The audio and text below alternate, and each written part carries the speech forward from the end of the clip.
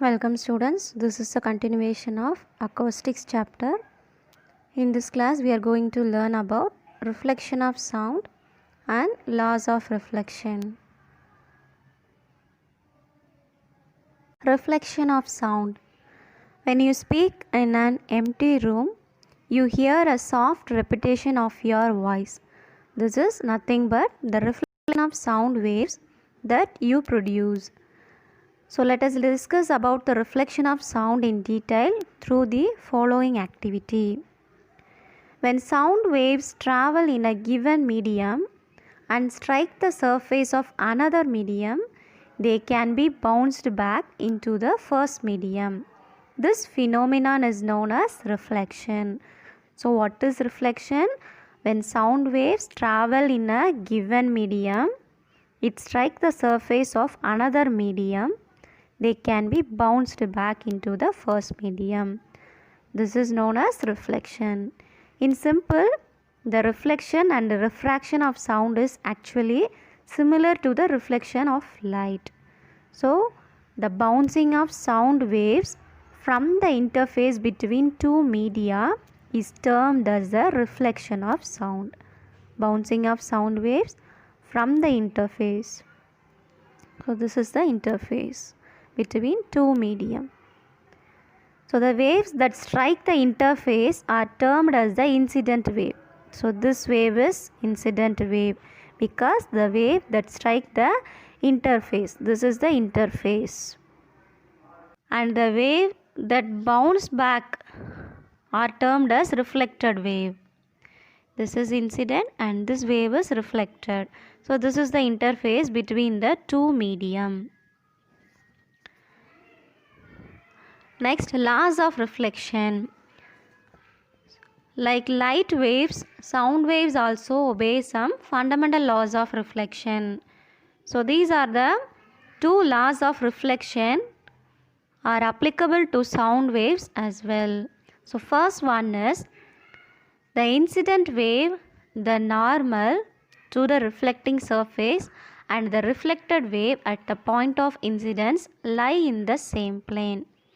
Then the second law, the angle of incidence I is equal to the angle of reflection R. So in the above figure, the sound wave that travel towards the reflecting surface are called the incident waves. So this is the reflecting surface. The sound wave that travel towards the reflecting surface. So this is incident wave. The sound waves bouncing back from the reflecting surface. So this green color wave is the reflected wave. For all practical purposes, the point of incidence and the point of reflection is the same point. So point of incidence and the point of reflection, this point is same on the reflecting surface. A perpendicular line drawn at the point of incidence is called the normal. So here this is normal because this line drawn perpendicular at the point of incidence. So this is the point of incidence. So the angle which the incident sound wave makes with the normal is called the angle of incidence. So the angle which incident sound wave makes with normal is called the angle of incidence I. The angle which the reflected wave, so this green color line is reflected wave. So the angle which the reflected wave makes with the normal is called the angle of reflection R. So laws of reflection, first law, the incident wave, the normal to the reflecting surface and the reflected wave at the point of incidence lie in the same plane. Then second law, the angle of incidence I is equal to the angle of reflection R. So next, reflection at the boundary of a denser medium. What is meant by rarer and denser medium? The medium in which the velocity of sound increases compared to other medium is called rarer medium. For example, water is rarer compared to air for sound. Then what is denser medium? The medium in which the velocity of sound decreases compared to other medium is called denser medium. So denser medium na velocity of sound decreases. So example, air is denser compared to water for sound. So denser medium, in denser medium velocity of sound decreases. In rarer medium velocity of sound increases. Water is rarer medium, air is denser medium. So reflection at the boundary of a denser medium. A longitudinal wave travels in a medium in the form of compressions and rarefactions. See the picture. So this is the incident wave. Here the sound wave is a longitudinal wave that travels in a medium in the form of compressions and rarefactions. We know that water compressions and rarefactions.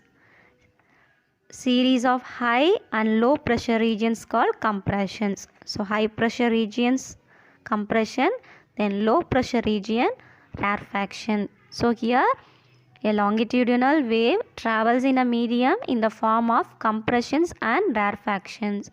Suppose a compression traveling in air from left to right reaches a rigid wall. So the compression exerts a force F on the rigid wall. In turn, the wall exerts an equal and opposite reaction, that is R is equal to minus F. So it exerts equal and opposite. So the sign is in negative